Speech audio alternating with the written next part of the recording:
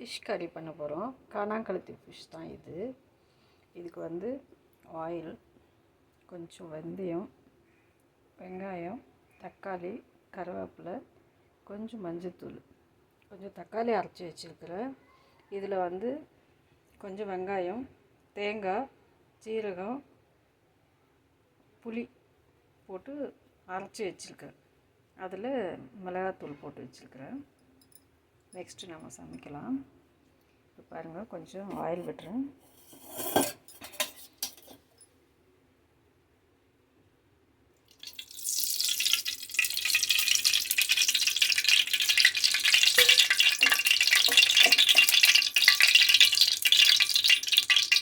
இந்த தேங்காயில் பூண்டு கூட போட்டிருக்கேன். பூண்டு, கொஞ்சம் இஞ்சி, தேங்காய், வெங்காயம், கொஞ்சம் புளி, அது வெளியும் தான் அரைச்சி சீரகம் அதெல்லாம் போட்டு கொஞ்சம் அரைச்சி வச்சுருக்கேன்.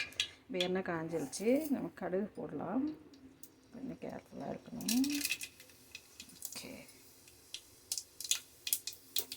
கடுகு பொரிஞ்சிடும்.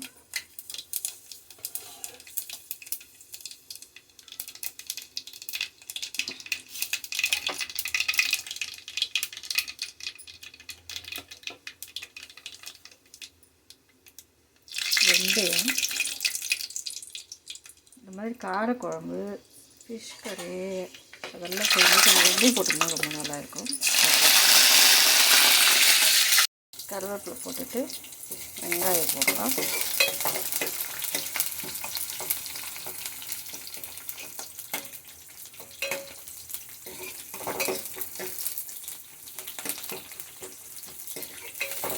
நம்ம வெங்காயம் போடலனாலும் பரவாயில்ல, கருவேப்பிலை போட்டு வதக்குனதும் நம்ம வந்து இந்த அரைச்சி வச்சுருக்கிறது அப்படியே ஊற்றிடலாம், எதுவும் போடாமல். எனக்கு கொஞ்சம் போடணும் போல், சரி கொஞ்சம் போட்டுருக்கு.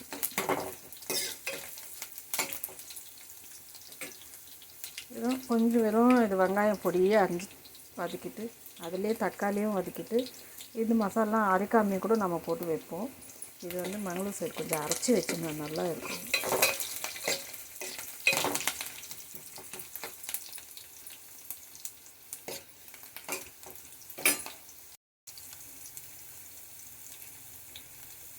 தக்காளி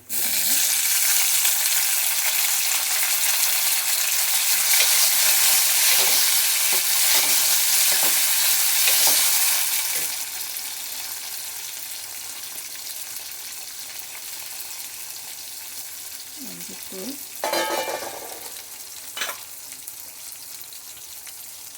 கொஞ்சமாக உப்பு போட்டு நல்லா வதக்கிட்டு ஒரு 2 நிமிஷம் மூடி வைக்கலாம்.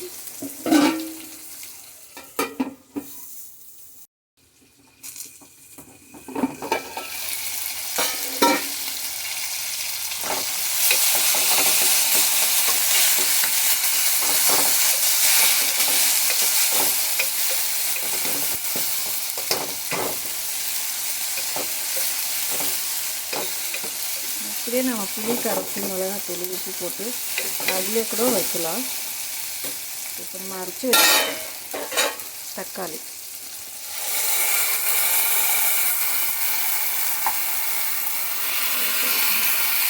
ரொம்ப தக்காளி தான் அரைச்சி.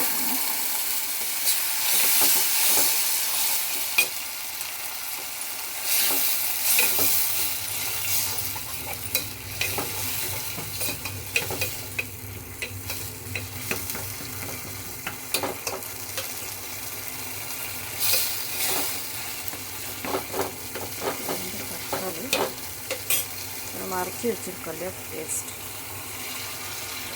இஞ்சி, பூண்டு, வெங்காயம், தேங்காய், சீரகம், புளி,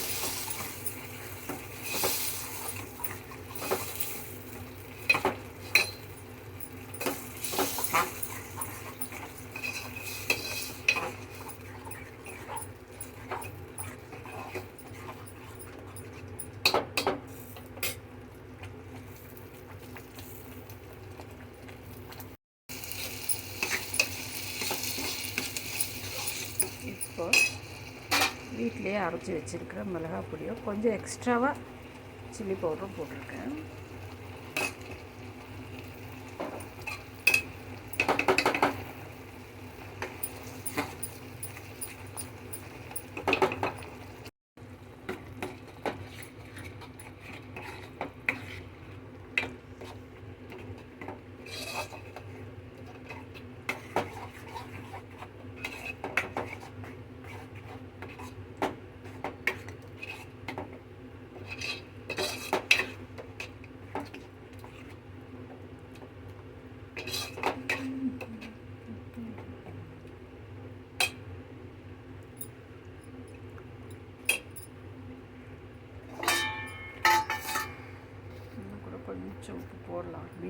நல்லா உப்பு காரம் புளிப்பு அது வந்து நல்லா அப்சர்வ் பண்ணிக்கும்.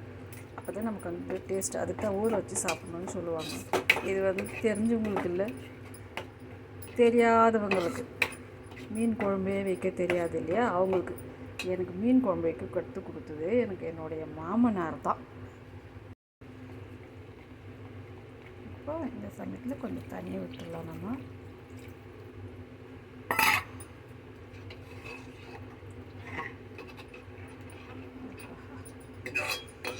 கொதிக்கட்டும். இது நல்லா பச்சை வாசனை போயிடணும்.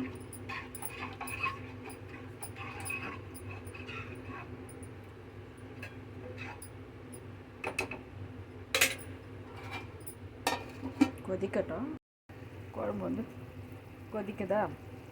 இப்போ வந்து இவ்வளோ தண்ணியாக இருக்குது. இது வந்து கொஞ்சம் சுண்டணும், வற்றி வரட்டும். நம்ம அதுக்குள்ளே வந்து ஃபிஷ் ஃப்ரை பண்ணிக்கோங்க. இது வந்து சங்கரா மீன். சங்கராவை நம்ம ஃபிஷ் பண்ண போகிறோம். இப்போது சங்கராவை ஃப்ரை பண்ண போகிறோம்.